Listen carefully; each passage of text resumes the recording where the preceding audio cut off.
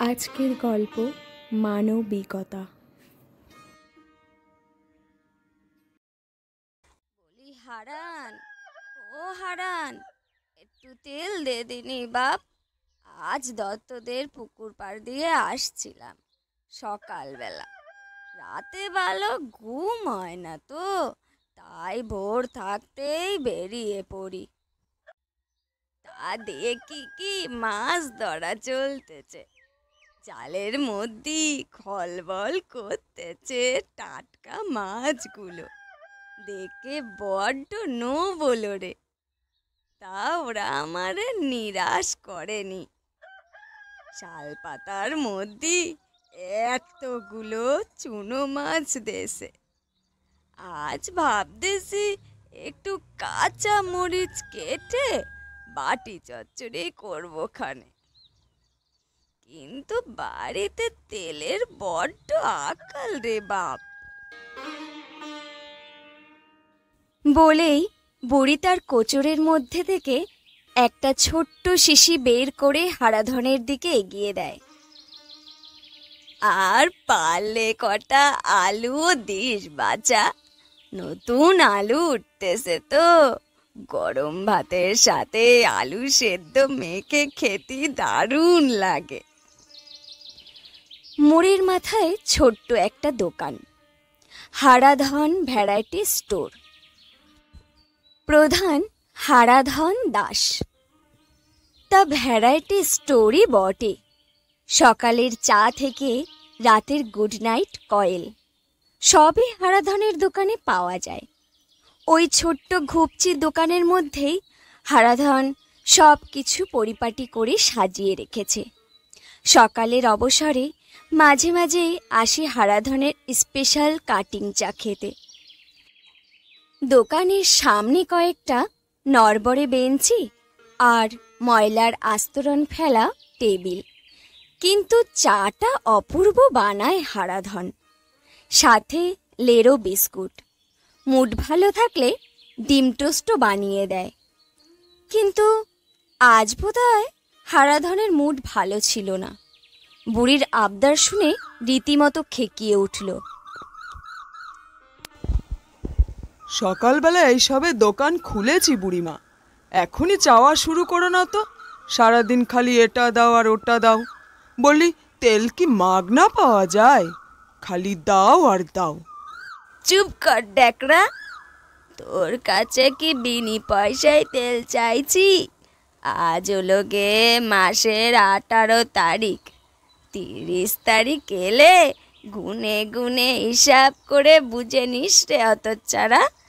আর না কালি বামনিকে পয়সা দেখাচ্ছে। রাখ তোর তেল, চাইনি আমার।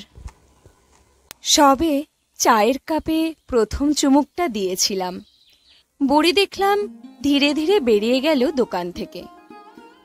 তাকিয়েছিলাম বুড়ির যাওয়ার দিকে। বয়সের ভারে একটু ঝুঁকে হাঁটছে।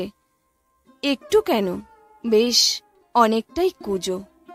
মাথায় তেলবিহীন শনের মতো সাদা চুল, পরনে একটা মলিন সাদা শাড়ি। মনটা সকাল সকাল কেমন বিষণ্ণ হয়ে গেল। দিতেই পারতে হারাধন সামান্য তেল, বুড়ির বড্ড লোভ হয়েছিল। বলেই ফেললাম কথাটা হারাধনকে আজ। ও আপনি বুঝবেন না দাদা, এর পেছনে অনেক ঘটনা আছে। সারাদিন খালি এটা দাও আর ওটা দাও। হারাধন চা ছাকতে ছাকতে মুখ তোলে। আরে উনি তো দিয়েই দেবেন বলেছেন, নিশ্চয়ই মাসের শেষে হাতে সামান্য টাকা আসবে। এখন তো আবার সরকার থেকে অনেক ভাতা টাতাও দেয়। ওনার কি কেউ নেই? থাকেন কোথায় উনি? আমার একগাদা প্রশ্নের সামনে হারাধন যেন একটু বিরক্ত হলো। অত শত জানি না দাদা, একাই তো থাকে শুনেছি। মনে হয় এক ছেলে ছিল, সে তো বিয়ের পর বউকে নিয়ে শটকান দিয়েছে। এই মুখরা বুড়ির সাথে আর কোন বই বা থাকবে? ওই ছেলেই নাকি মাসে মাসে মানি অর্ডার করে কিছু টাকা পাঠায়। ওই টাকার জোরেই বুড়ির দেমাক, রোজই এটা ওটা সেটা নিয়ে যায়। আর কাজের চাপে অত লিখে রাখতেও পারি না। ওই বুড়ি আমার দোকান লাটে তুলবে দাদা। তারপর বেশ কিছুদিন যাওয়া হয়নি ভ্যারাইটি স্টোরে। সেদিন কি যেন একটা কারণে ছুটি ছিল। বাজার থেকে ফেরার পথে কাটিং চাকে এড়াতে পারলাম না। দোকানে এসে দেখি হারাধন কোনো এক খরিদ্দারকে ডিমের দাম নিয়ে কি যেন একটা বোঝাচ্ছে। আমাকে দেখে এগিয়ে এলো। বসুন দাদা, এখনই আপনার চা বানিয়ে দিচ্ছি। ততক্ষণ একটু খবরের কাগজে চোখ বোলান। খবর পড়ছিলাম আর দেখছিলাম যে হারাধন কাজের মধ্যেও বারবার রাস্তার দিকে তাকাচ্ছে, একটু যেন চিন্তিত মুখ। ব্যাপার কি হারাধন, কেউ আসার আছে নাকি? আর বলবেন না দাদা। হারাধন চায়ের কাপ নিয়ে সামনে এসে দাঁড়ালো। আজ 3 দিন হয়ে গেল বুড়ির কোনো পাত্তা নেই। যে মানুষটা রোজ এসে ঘ্যান ঘ্যান করতো তার হঠাৎ হলো কি? যাগ্গে মরুগ্গে, আমারও তো খোঁজ খবরের দরকার কি। কিন্তু একটু পরে কি যেন ভেবেই হারাধন শটান বেরিয়ে এলো দোকান থেকে।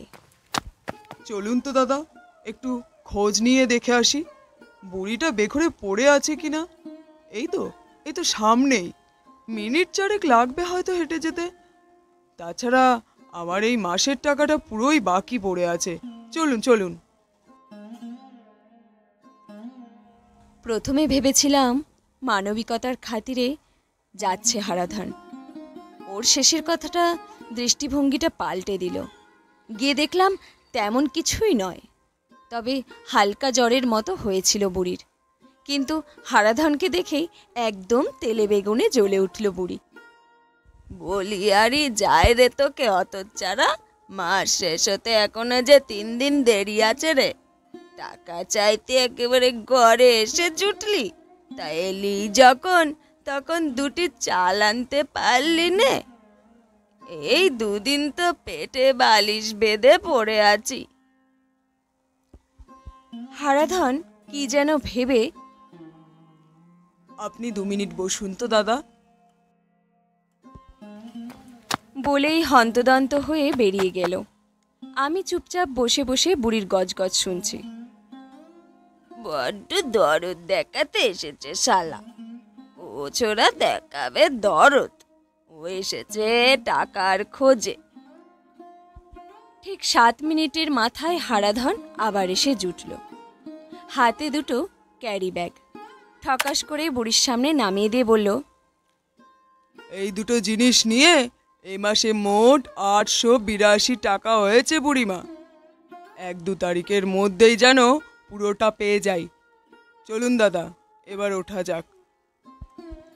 তারপর বেশ কয়েকদিন যাওয়া হয়নি ভ্যারাইটি স্টোরে।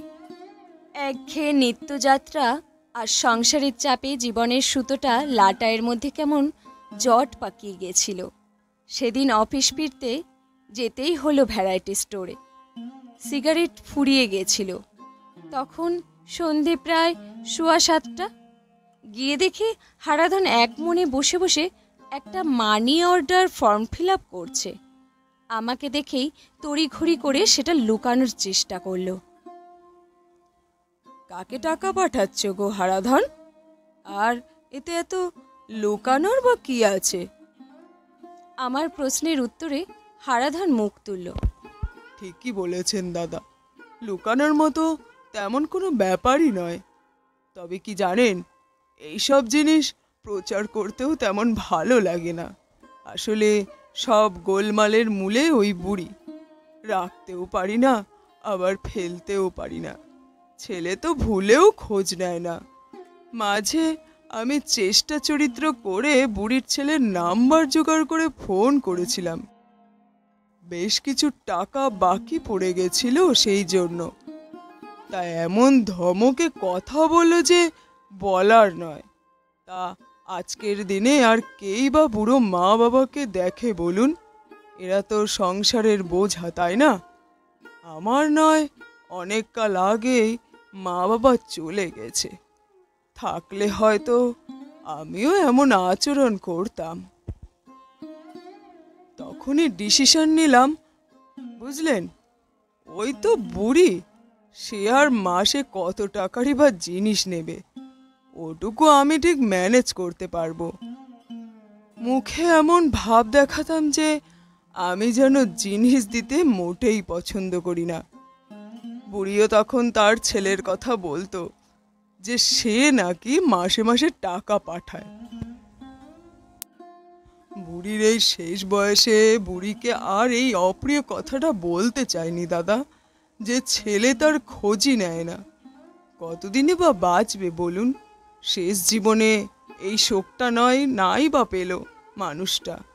তাই নিজেই পোস্ট অফিস থেকে মানি অর্ডার ফর্ম এনে মিছিমিছি ফিল আপ করে মাসে 2000 টাকা বুড়ির ঘরে পাঠিয়ে দিতাম ডাক পিয়নের হাত দিয়ে। বুড়ি ভাবতো ওর ছেলেই পাঠিয়েছে। পরের দিনই বুড়ি যখন টাকা শোধ করতে দোকানে আসতো, তখন ওর সে কি মেজাজ! ওই মেজাজটুকুই তাড়িয়ে আড়িয়ে উপভোগ করতাম দাদা। আমার টাকা আবার আমার কাছেই ফিরে আসতো দাদা। মোটে তো 2000 টাকা, ওটুকু ভগবানের আশীর্বাদে ঠিক ম্যানেজ করে নিতে পারবো। মানুষটাকে ভালো রাখার জন্যই এই মিথ্যাচারটুকু প্রতি মাসে করে চলেছি। এই কথাটা আপনি ছাড়া আর যেন কেউ না জানে দাদা। ও, ভুলেই গেছি, এই নিন আপনার গোল্ড ফ্লেক। দোকান থেকে বেরিয়ে এলাম। ছোট্ট ভ্যারাইটি স্টোর এক লহমায় অনেক বড় হয়ে গেল আমার কাছে।